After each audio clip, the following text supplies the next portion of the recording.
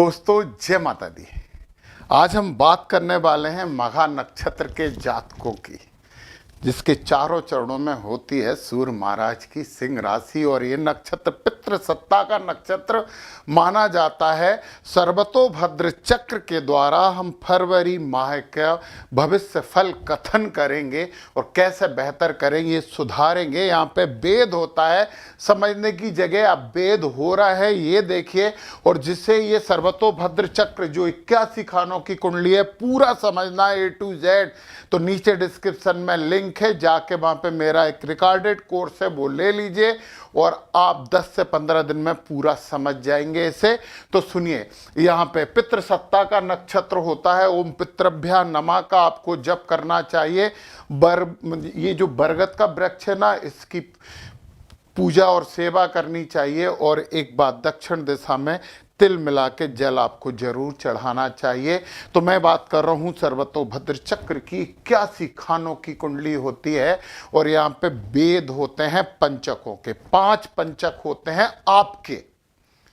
नक्षत्र, आकाश तत्व स्वर, वायु तत्व अक्षर, अग्नि तत्व राशि आपकी, ये पृथ्वी तत्व और तिथि आपकी, ये जल तत्व।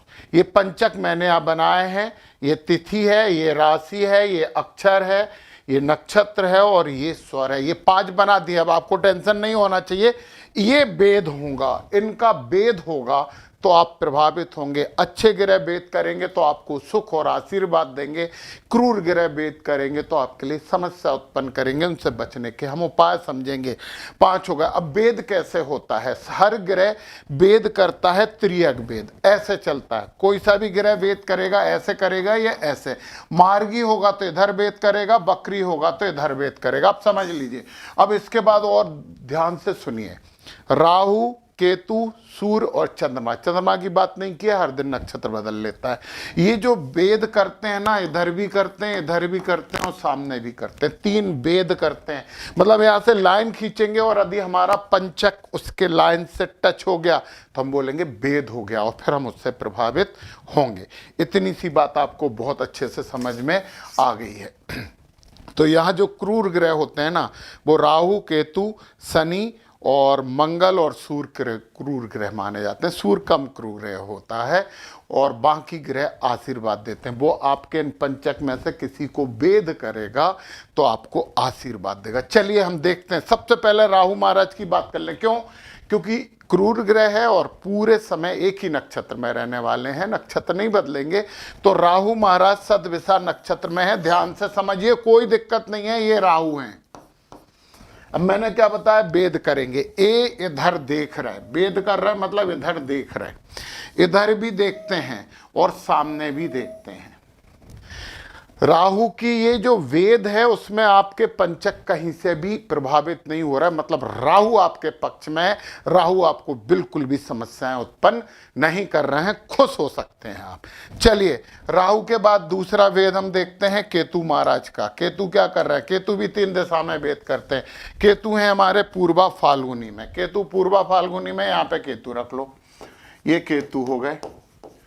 केतु एक वेद इधर कर रहे हैं, एक वेद इधर कर रहे हैं और एक वेद इधर कर रहे हैं। अब एक इंपॉर्टेंट, जो सामने वाला वेद होता है, बीच की चीजें वेदित नहीं मानी जाती। माँ को वेदित नहीं माना जाएगा। मतलब केतु भी आपके पंचकों में किसी का वेद नहीं कर रहे हैं, तो ये आपके साथ हैं, आपके सहयोगी हैं, आपका बिल्कुल बुरा नहीं कर रहे हैं। और क्रूर ग्रह जब वेद नहीं करते हैं तो आशीर्वाद मान लिया जाना चाहिए। तो अब आपके लिए एक अच्छी जानकारी ये है कि राहु केतु फरवरी माह में दोनों आपको सपोर्ट कर रहे हैं, आपका बिल्कुल भी विरोध नहीं कर रहे हैं। इतनी सी बातें समझ में आती है, समझ लीजिए। अब राहु केतु के बाद अपन शनि महाराज की बात भी कर लें। शनि महाराज हैं उत्तराभाद्रपद नक्षत्र में, आज फरवरी माह में पूरा। तो उत्तराभाद्रपद नक्षत्र में है शनि महाराज। तो यहाँ पे हम यहाँ पे उत्तराभाद्रपद नक्षत्र में शनि कर दिया। ये शनि है। देखिए आप जरा, एक ही दिशा में वेद करेंगे शनि महाराज। आद्रा नक्षत्र को वेद करेंगे, बस आपको बिल्कुल प्रभावित नहीं कर रहे। तो शनि महाराज भी आपके साथ हैं। खुश होने वाली बात यह है कि शनि भी आपको बिल्कुल प्रभावित नहीं कर रहे हैं।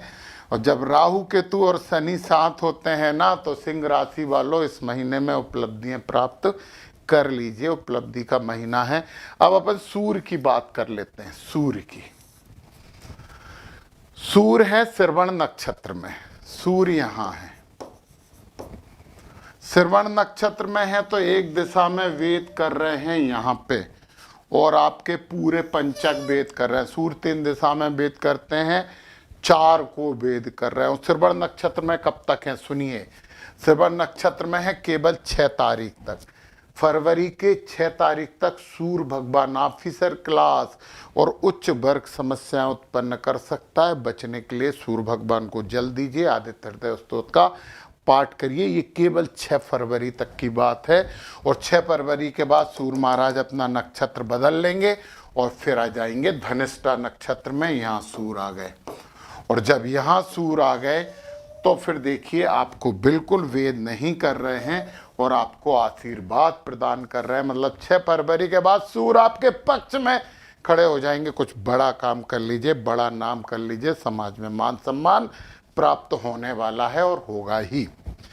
और फिर इसके बाद सूर्य महाराज यहाँ पे कब तक हैं। सूर्य महाराज हैं यहाँ पे धनिष्ठा में 6 से 18 तारीख तक। 19 तारीख को आ जाएंगे सददिशा में। सूर्य यहाँ आ गए, और सूर्य जब यहाँ आ गए तो भी आपको बिल्कुल प्रभावित नहीं कर रहे हैं। मतलब सूर्य आपके लिए पूरे फरवरी में 6 फरवरी के बाद बहुत शुभ रहने वाले हैं। बहुत आनंद की बात है, आप आनंद कर लीजिए। तो अब हम बात कर लेते हैं मंगल महाराज की।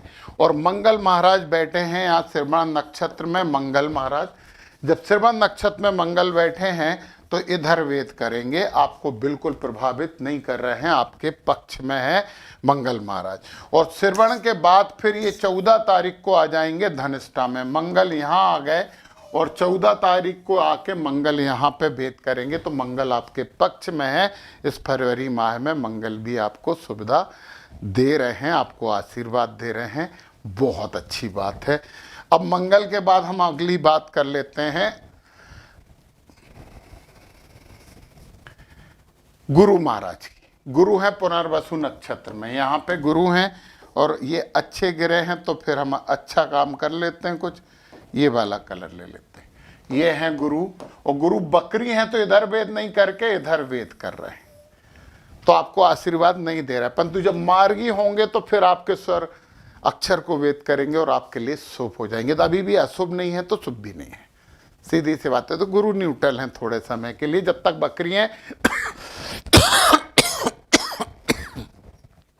क्योंकि गुरु बकरी हैं इसलिए इधर वेद करेंगे। मार्गी होंगे तो इधर वेद करेंगे। एक ही दिशा में वेद करते हैं गुरु महाराज, ये बात ध्यान रख लीजिए आप। चलिए, गुरु महाराज की बात कर ली हमने, और अब हम बात करें आपके शुक्र महाराज की। शुक्र महाराज की बात करते हैं तो शुक्र है धनिष्ठा नक्षत्र में। शुक्र यहाँ है, एक ही दिशा में वेद कर रहे हैं, आपको बिल्कुल प्रभावित नहीं कर रहे।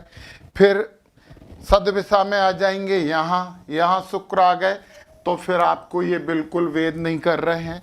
फिर पूर्वा भाद्रपद में आ जाएंगे तो शुक्र का ना तो आपको आशीर्वाद मिल रहा है, ना सपोर्ट मिल रहा, ना ही विरोध मिल रहा है, तो कोई बात नहीं, ठीक है। ऐसे ही बुध की बात करते हैं अपन।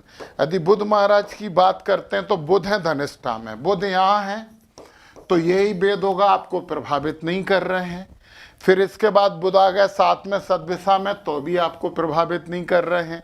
फिर पूर्वा भाद्रपद में आ गए तो भी आपको प्रभावित नहीं कर रहे हैं। 26 तारीख से जैसे ही बकरी होंगे इधर वेद करेंगे, इधर, और इधर वेद में भी आपको प्रभावित नहीं कर रहा। मतलब बुध और शुक्र का आपको आशीर्वाद नहीं मिल रहा, सपोर्ट नहीं मिल रहा है। राहु केतु और शनि भी आपको प्रभावित नहीं कर रहे हैं, केवल सूर्य 6 फरवरी तक प्रभावित कर रहे हैं।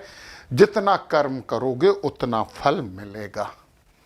सीधी सी बात है कि फरवरी माह कह रहा है सिंह राशि वालों कि जितना करोगे उतना प्राप्त करोगे, बस ना उससे ज़्यादा ना उससे कम। तो ये बहुत अच्छी बात है। कर्मों का फल केवल मिलना है यहाँ पे, तो प्राप्त कीजिए और अच्छा कीजिए। जय माता दी।